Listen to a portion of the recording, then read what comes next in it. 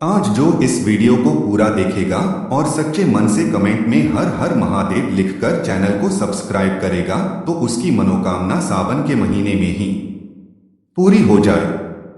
महादेव कहते हैं कि अपने माता पिता की सेवा कीजिए, जिसने सेवा नहीं की वो मेरा भक्त हो ही नहीं सकता और आपके मन को बहुत शांति मिलेगी। तो हमारी वीडियो को लास्ट तक जरूर देखें और इस कहानी से आप कुछ सीखकर जरूर जाएंगे। हमेशा सुखी रहे, भोलेनाथ की कृपा है। अब चलिए शुरू करते हैं। एक बेटे ने अपने पिता से पूछा, पापा आपने देखा है जब माँ मुझे अपनी गोद में उठाती है तो वो मुझे अपनी कमर के पास रखती है, लेकिन जब आप मुझे उठाते हो तो अपने कंधे पर बैठा लेते हो, ऐसा क्यों? उसके पिता ने बड़ा ही अच्छा जवाब दिया, बेटा माँ चाहती है कि उसकी संतान की नजर वहां तक जाए जहां तक वह स्वयं देख सकती है, जबकि एक पिता चाहता है कि उसकी संतान वहां तक देख सके जहां तक स्वयं उसकी खुद की नजर नहीं पहुंच सकती। एक पिता हमेशा चाहता है उसकी संतान की लाइफ उससे भी ज्यादा आगे बढ़े और उससे भी ज्यादा नाम कमाए। चाहे माँ हो या पिता, दोनों ही अपनी औलाद को जिंदगी में सफल देखना चाहते हैं। एक बार एक व्यक्ति ने कोयल से कहा, तू काली ना होती तो कितनी अच्छी होती। गुलाब से कहा, तुझमें कांटे ना होते तो कितना अच्छा होता। समुद्र से कहा, तेरा पानी अगर नमकीन ना होता तो कितना अच्छा होता वो व्यक्ति। फिर मंदिर गया, भगवान से बोला, तू मूर्तियों में ना होकर असलियत में होता तो कितना अच्छा होता। इतने में भगवान बोलेते हैं, मेरे बनाए हुए इंसान, अगर तुझ में दूसरों को देखने की कमियां ना होती तो तू कितना अच्छा होता। गांव के घाट पर चार औरतें पानी भरने आई। पानी भरते भरते वे एक दूसरे से बातें करने लगी। चारों के एक एक पुत्र थे। बातों बातों में उन्होंने अपने पुत्रों के गुणों का बखान करना प्रारंभ कर दिया। पहली औरत बोली, मेरा पुत्र बहुत सुरीली बांसुरी बजाता है, जो भी उसकी बांसुरी सुनता है मंत्रमुग्ध हो जाता है। मैं ऐसा गुणवान पुत्र पाकर बहुत प्रसन्न हूं। दूसरी औरत बोली, मेरा पुत्र बहुत बड़ा पहलवान है। इस गांव में ही नहीं बल्कि दूर दूर के गांव में उसकी बहादुरी का डंका बजता है। ऐसा गुणवान पुत्र भगवान सबको दे।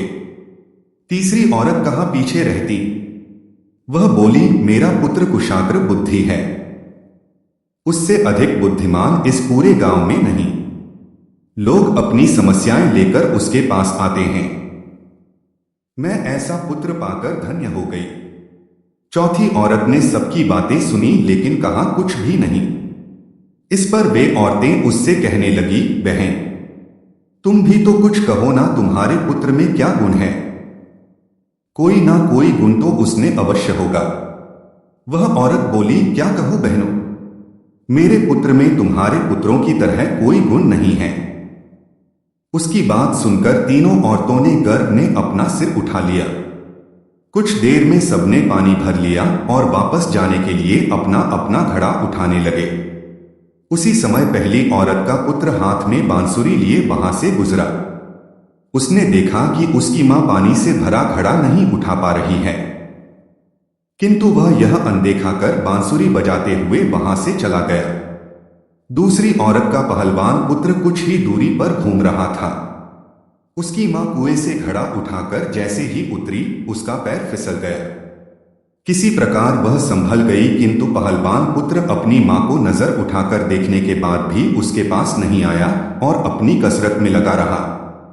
तीसरी औरत का पुत्र भी वहां से किताब पढ़ते हुए निकला। उसकी मां ने उससे कहा, पुत्र मैं दोनों हाथों से घड़ा पकड़े हुए हूं, यह रस्सी जरा मेरे कंधे पर डाल दें। लेकिन वह अपनी मां की बात अनसुनी कर वहां से चला गया। तभी चौथी औरत का पुत्र वहां आया।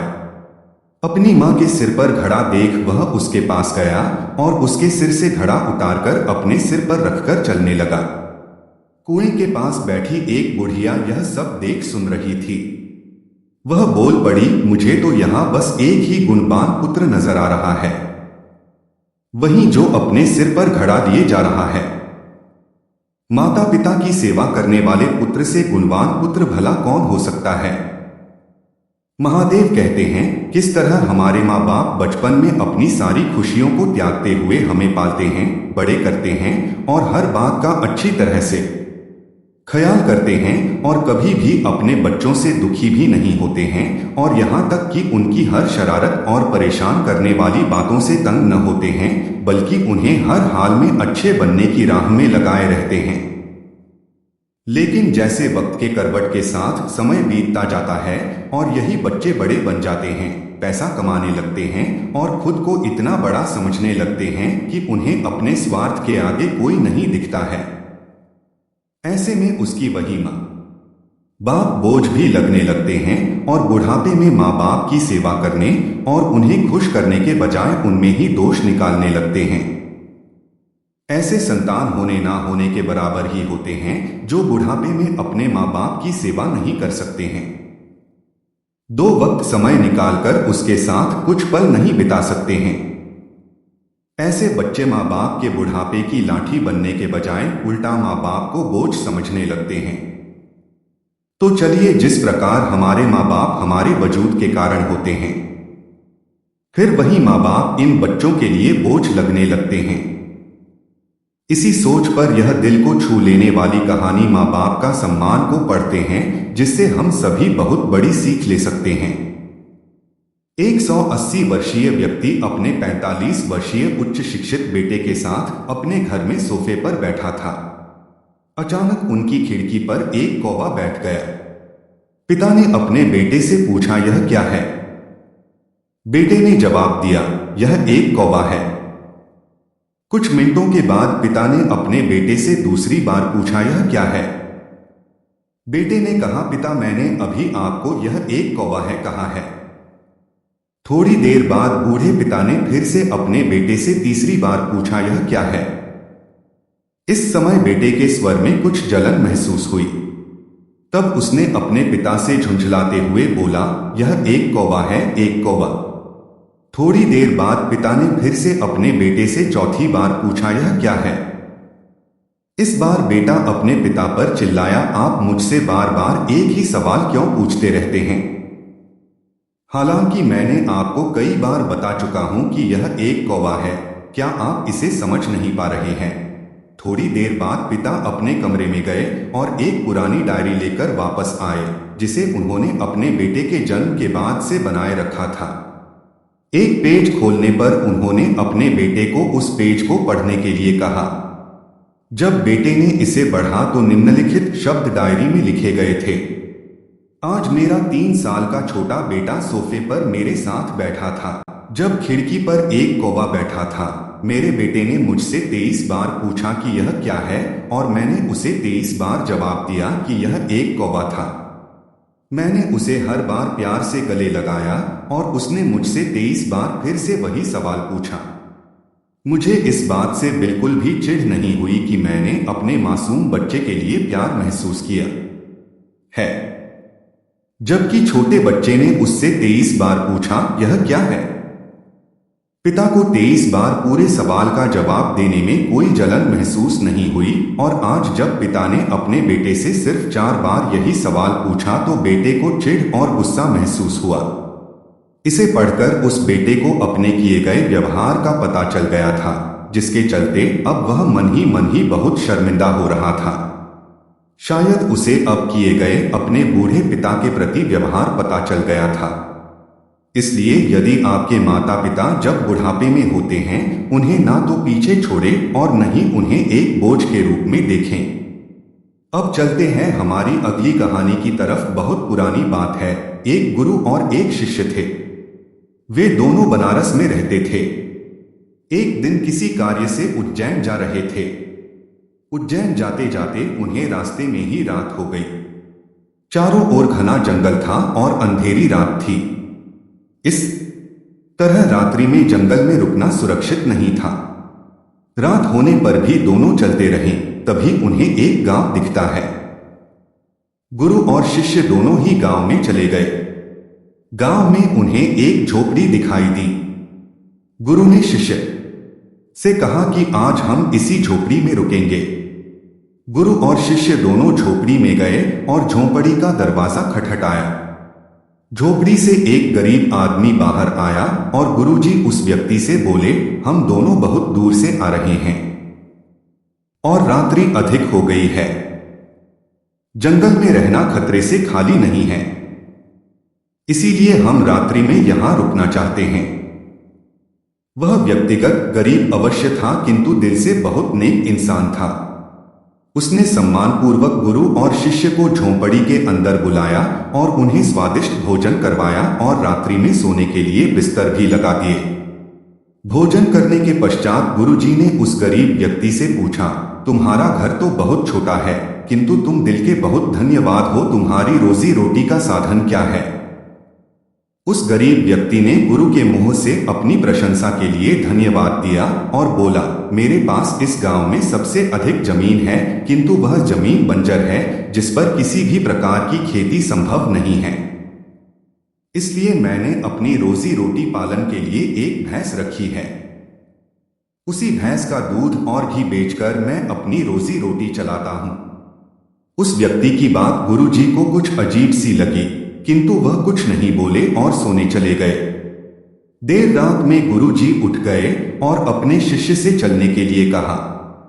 दोनों गरीब व्यक्ति को बिना बताए घर से निकल गए और जाते जाते गुरुजी उसकी भैंस को अपने साथ ले गए। अपने गुरु का यह आचरण शिष्य को अच्छा नहीं लगा और वह बोला, गुरुजी, इस गरीब व्यक्ति के पास रोजी रोटी का यही एकमात्र साधन है। अगर हम इसे ले गए तो यह व्यक्ति अपनी रोजी रोटी कैसे चलाएगा? अपने शिष्य की ऐसी बातें सुनकर गुरुजी मंद मंद मुस्कुराए और शिष्य से बोले, आज से ठीक 10 वर्ष पश्चात तुम इसी स्थान पर आना और इस व्यक्ति से फिर से मुलाकात करना। भोर होने के पहले ही गुरु और शिष्य भैंस लेकर उस गांव से बाहर निकल गए। धीरे धीरे कई वर्ष बीत गए।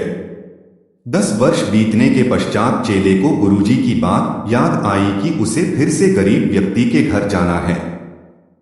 शिष्य फिर से उसी गांव गया। गांव जाते ही उसने देखा कि जिस स्थान पर झोपड़ी थी, ठीक उसी स्थान पर एक आलीशान मकान बना हुआ है। यह देखकर उसे बड़ा आश्चर्य हुआ। शिष्य मकान मालिक से मिलना चाहता था।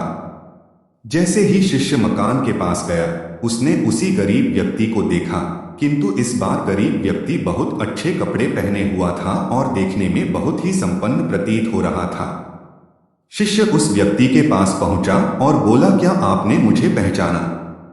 मैं वही बालक हूं जो आज से 10 वर्ष पहले रात्रि हो जाने के कारण अपने गुरुजी के साथ आपके घर रुका था।